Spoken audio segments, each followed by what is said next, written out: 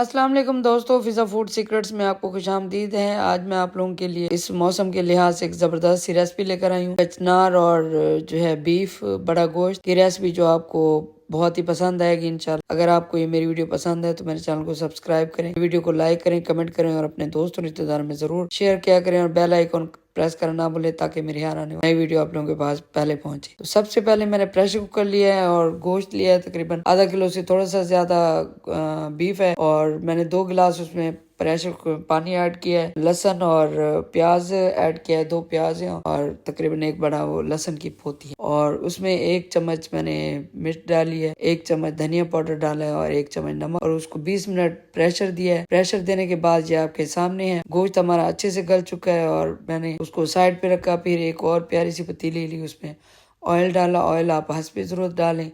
मेरे पास 1 किलो कचनाल की रेसिपी बना रही हूँ मैं, तो उसके लिए मैंने इतना ही ये ऑयल डाला है। और फिर मैंने प्याज डाला है, तकरीबन एक जो है बड़ा साइज़ का जो प्याज होता है उसको बारीक काट के मैंने उसको लाइट सा जो है वो ब्राउन किया है। और उसके बाद जो उसमें हरी मिर्च डाली। हरी मिर्च डालने से ना प्याज में ना वो एक अच्छा सा वो टेस्ट आ जाता है और फिर जो भी सालन हम बनाते हैं वो मज़े का बनता है। तो उसके बाद मैंने बारीक कटे हुए टमाटर ऐड किए हैं। टमाटर डालने के बाद जो हमारा गला हुआ था गोश्त वो भी ऐड किया और साथ में उसकी स्टॉक भी ऐड कर दी थी। तो फिर जो है इसको अच्छे से मैंने भुना टमाटर में इसको बीफ को। और हमारा जो मसाला जैसे ही अच्छे से भुनने लगा तो फिर मैंने कुछ और स्पाइसेस ऐड किए। फिर वो मैंने क्योंकि कम मिर्चें पहले डालनी थी, फिर मैंने 1 चम्मच भर के और मिर्च का डाला और तकरीबन 2 टीस्पून भर के मैंने धनिया पाउडर डाला, हल्दी डाली, नमक और डाला था और जो है थोड़ा सा मैंने ज़ीरा पाउडर डाला।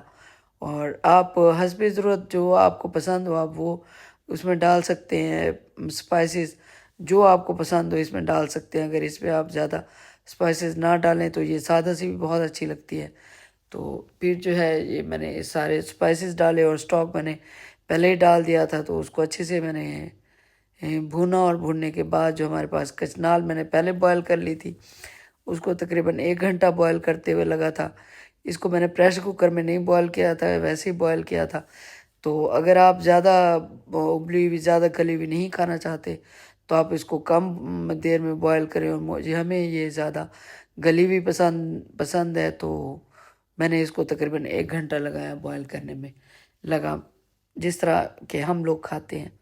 तो फिर उसमें मैंने ऐड किया सारे कचनाल और उसको अच्छे से पकाया। फिर पकाने के बाद जो है इसमें मैंने एक बड़ी प्याली होती है भरी हुई वो दही की डाली, कि दही से जो है वो बहुत अच्छा टेस्ट आता है और वो जो ड्राइनेस होती है कचनार की फिर वो भी ख़त्म हो जाती है और वो एक मॉइस्चर भी आ जाता है और खाने में भी फिर अच्छा लगता है और इसका टेस्ट भी इन्हेंस हो जाता है और बहुत मज़े की खट्टी मीठी जो है वो कचनार लगती है। तो ये दही डालने के बाद मैंने उसको अच्छे से भूना। अगर आपको ये मेरी रेसिपी पसंद आ रही हो तो मेरे चैनल को ज़रूर सब्सक्राइब करें, मेरी वीडियो को लाइक करें, कमेंट करें और अपने दोस्तों रिश्तेदार में ज़रूर शेयर करें।